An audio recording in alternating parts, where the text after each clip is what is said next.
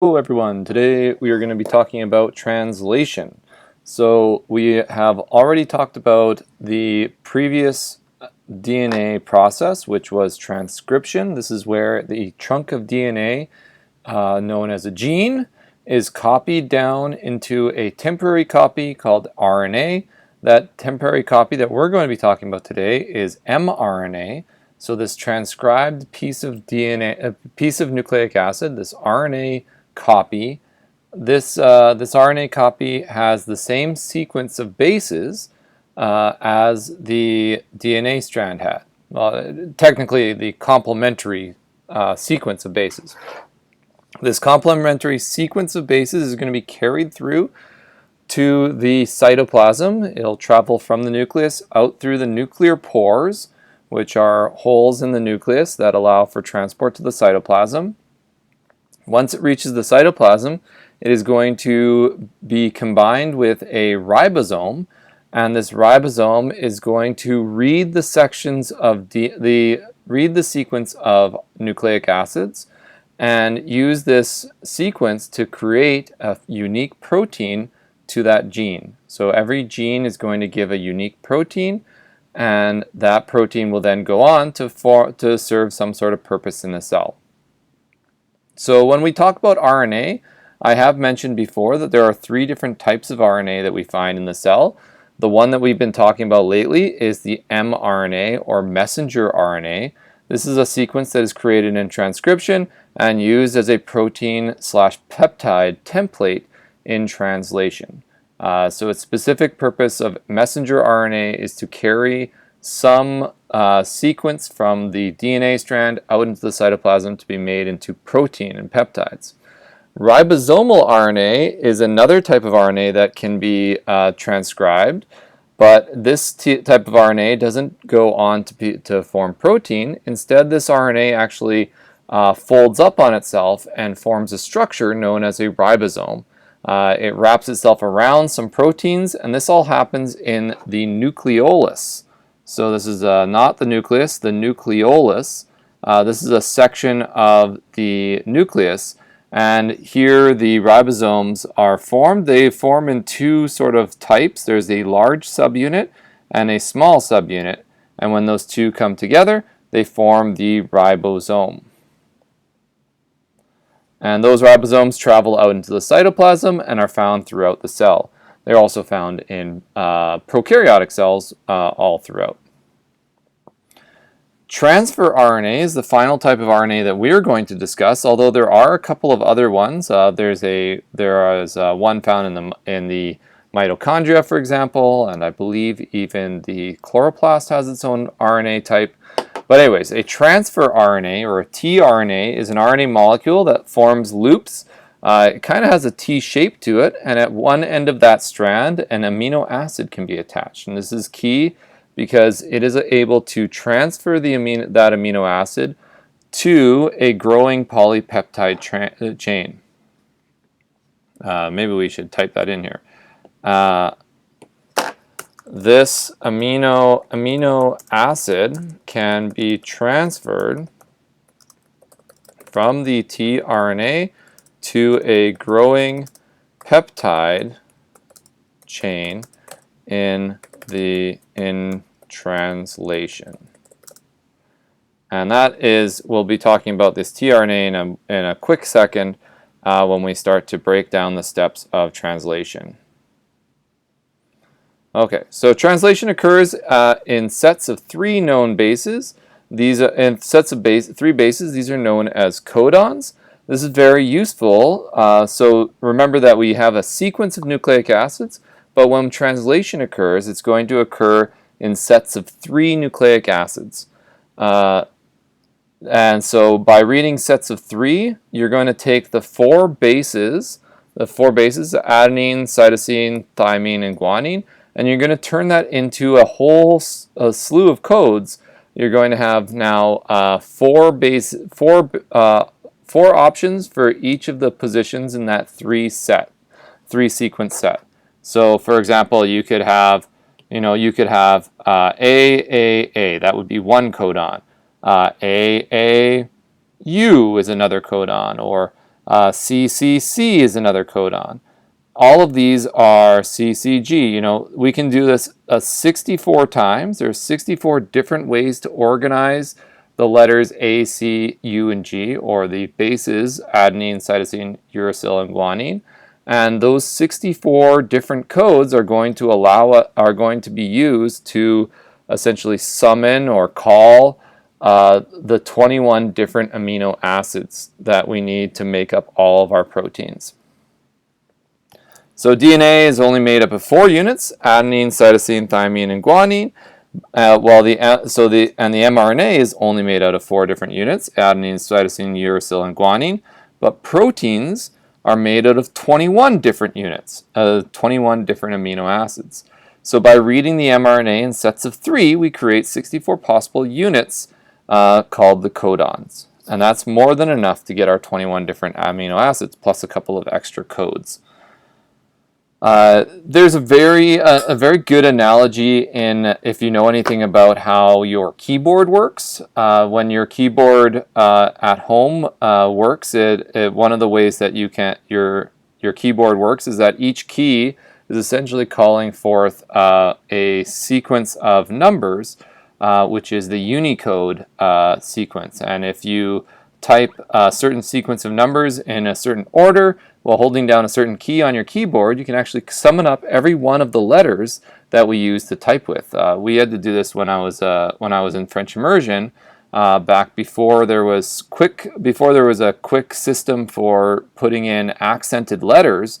For example, I had to hold down Alt, and then I believe it was, now I did this on a numpad, but I think it was Alt. If you held down Alt and then you press 0197, that would essentially call up a certain letter code.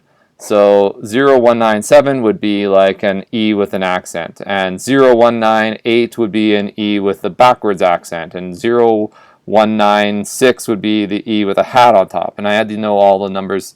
I would memorize all the different numbers. So one letter was called by a code that was like 0197. So 4 numbers are used to call up one letter. This is a similar process that's going to happen here. We're going to have a case where three nucleic acids in a row is going to be equal to some amino acid. I should have used one that I remember. Here, I'll use this one. I only have one memorized. AUG is always, so adenine, uracil, guanine. This codon is always going to give us methionine, which is an amino acid. All right, well, I'll get into this a little bit more in a second. I'm getting a little distracted with in preparation. So translation involves the ribosome and its 2 subunits, the small and large units. So here's your small unit here, small unit, and this is the large unit, and then we have our mRNA here. This is the strand that's going through it, and then it will read sections of that mRNA in sets of 3, and every set of 3 is going to be used to call up a specific amino acid, and that specific amino acid will be added to the protein to create these peptides. All right, so let's start with the steps. So translation starts when the mRNA binds to the rRNA in the small subunit of the ribosome. So remember, the ribosome is made of rRNA, so we can really translate this at the mRNA. So step 1, mRNA binds to small subunit of ribosome. Usually this is near a sequence of bases on the mRNA, a sequence that starts with A, U, and G, adenine, uracil, guanine. This is the start sequence. AUG is called the start codon, the only codon that can bind a tRNA without the large ribosome subunit. So this is important because we don't have a large unit yet. We just have this small unit down here. So the small unit is bonded. It's probably a lot bigger than this. So the small unit is bonded to the mRNA, and it is holding this. It's holding the whole strand down, and then and it will be able to bond the a tRNA without the large subunit.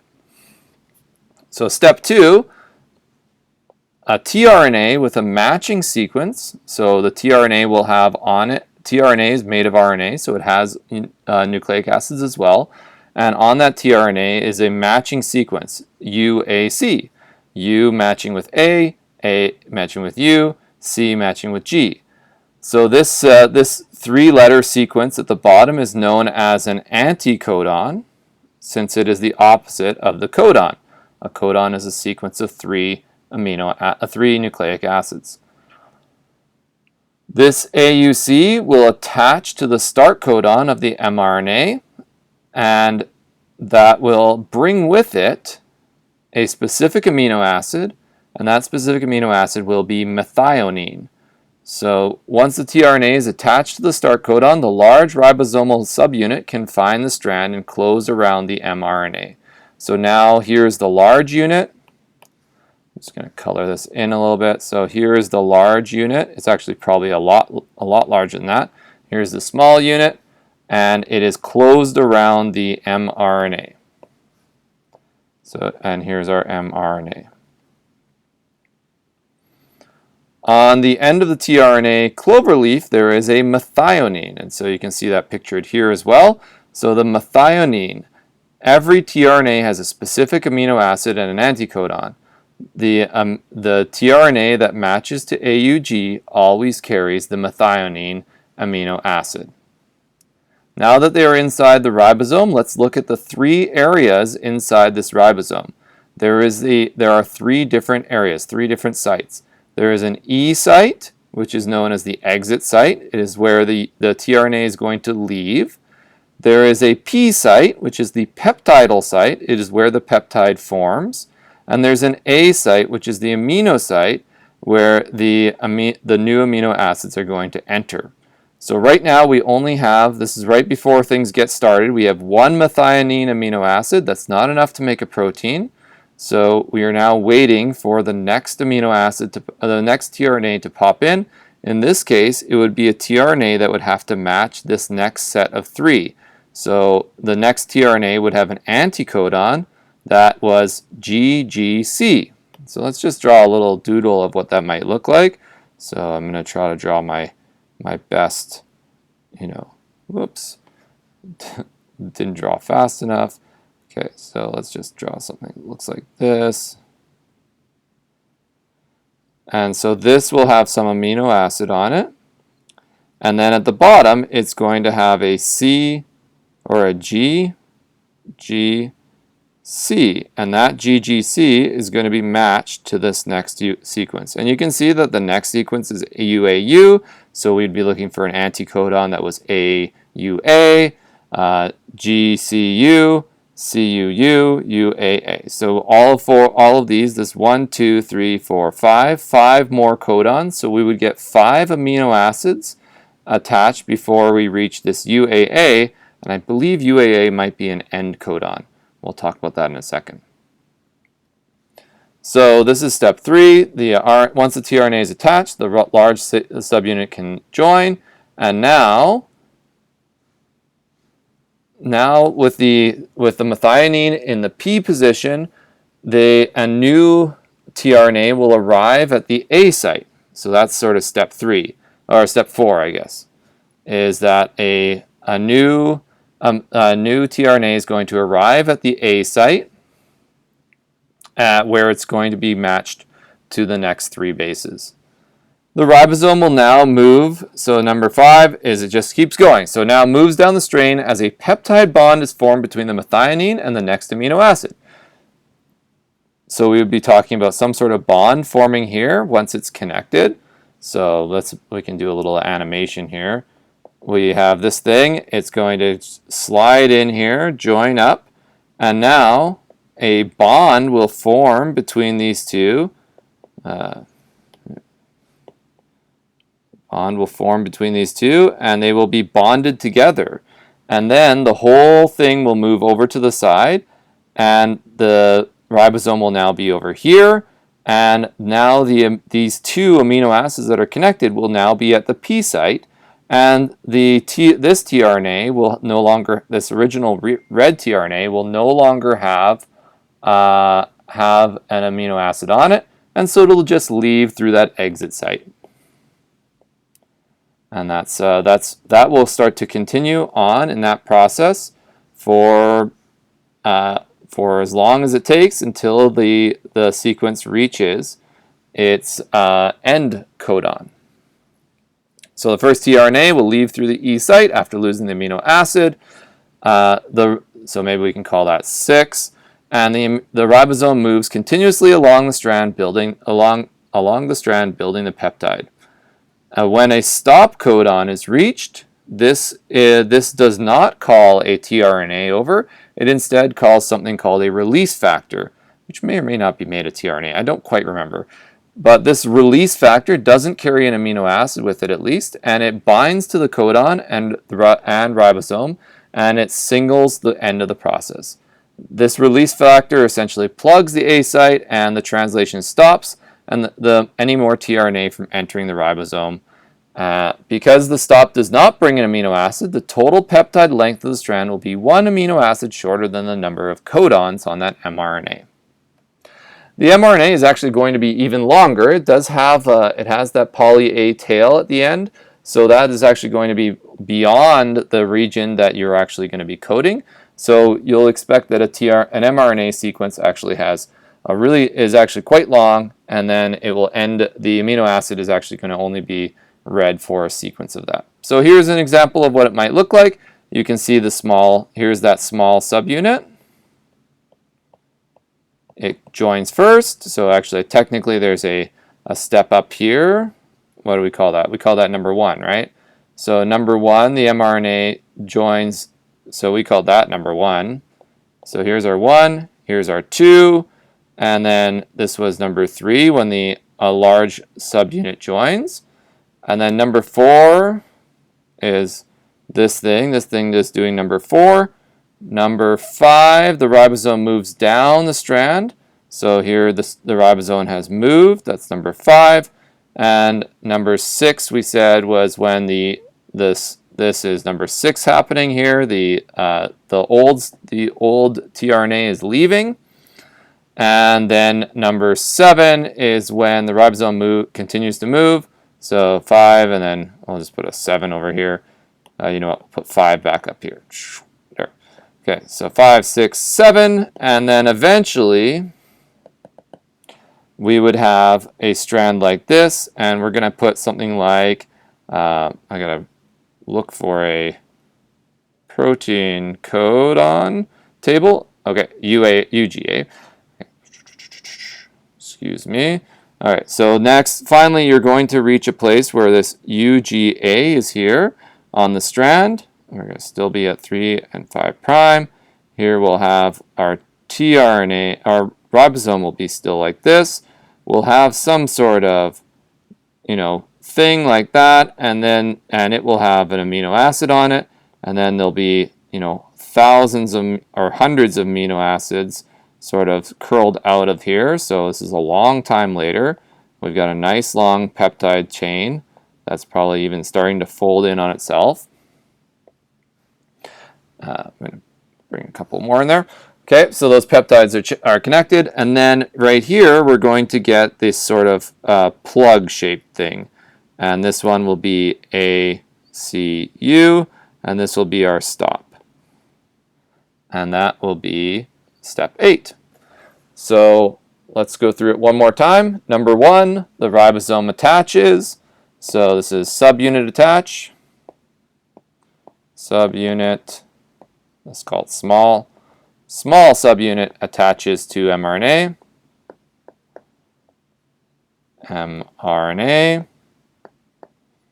Step 2, start codon. Codon attaches tRNA. And we can put a little line and show which one it is. This is tRNA methionine. It's the one that's carrying the methionine. So here the step 3, large subunit attaches. And so that's 3. And 4, next tRNA joins at a site. And then 5, our ribosome shifts over. And then 6,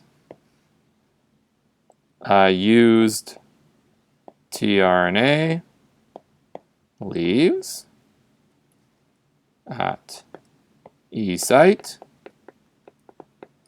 And then 7, transcription continues.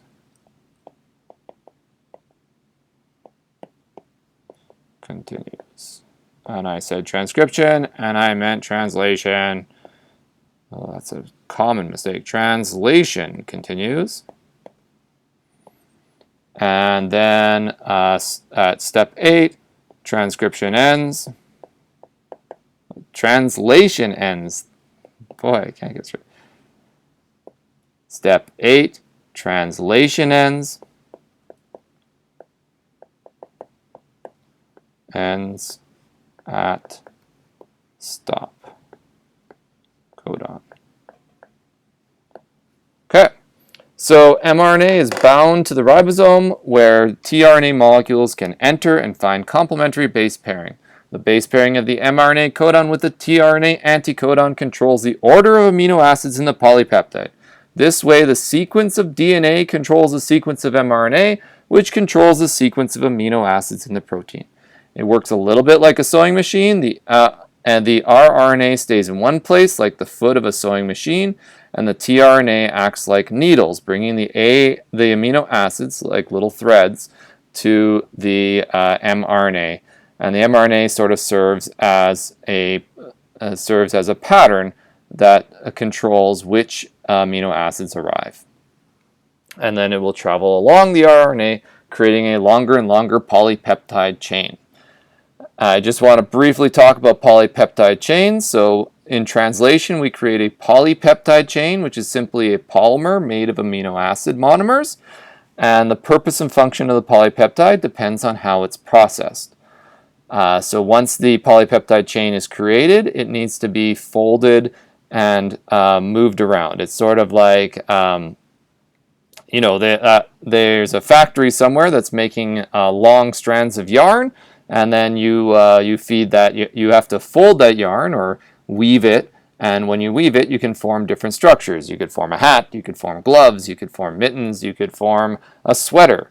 But the yarn is the polypeptide chain, and how it is folded together forms the protein and its function. So there are occasionally sections of the DNA that are like genes that will code for a polypeptide chain that might have a function in multiple proteins. That's another option.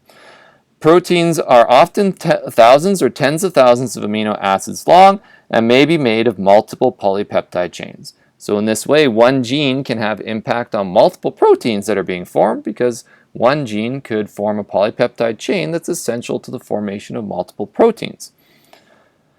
Polypeptides are turned into protein by a process called folding or annealing, and this is annealing. This is a chemical process that happens in the endoplasmic reticulum and or the Golgi body. Both of those have important processes related to folding. Enzymes are also folded polypeptides. They're a class of proteins, so of course they are made of polypeptides as well. The amino acid chain that forms a protein is very flexible. There are different areas in the proteins that fold in different ways. We call these domains. This is all access to what we are going to talk about. These domains work together as the biochemical mechanics of the protein. There are different domains. There's alpha helixes, which are like in DNA. So you can have a bunch of amino acids that curl in on each other. These curly parts can actually be important to give to human hair, for example. Curly proteins in your human hair will actually cause your hair to be curly. Beta sheets are when there are strands of amino acids that usually kind of look like this, but then another strand will sort of follow the same pattern, so they end up sort of layered together. Those are kind of structural, kind of like walls. And then random strands are when the strands just kind of go wherever. They don't really have any control, and those are good for connecting two places together. So maybe I'll talk about those a little later if I have a picture of a protein later that we can talk about. You can see a little description of this. Here is the amino acid sequence, the polypeptide chain. So polypeptide chain, so that's a raw chain. Once that chain is folded up, it could fold into sheets or it could fold into helixes. That becomes the secondary structure that's important to giving the protein a function. And then those helixes and those pleated sheets, they work together to form a tertiary structure, which is a full three-dimensional thing. And there might even be multiple. And then you have also the quaternary protein structure. This is the final thing where you have actually multiple chains that are stuck together.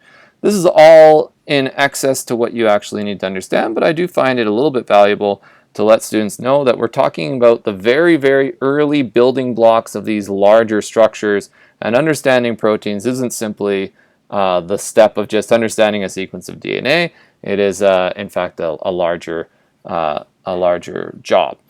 So right now, please try to review this section, the process here of how the polypeptide chain is created, and go reference some of our extra videos on our playlist to see how other people describe it as well, because that's important to understanding. And at the end of the day, have fun with it, and we'll talk to you soon.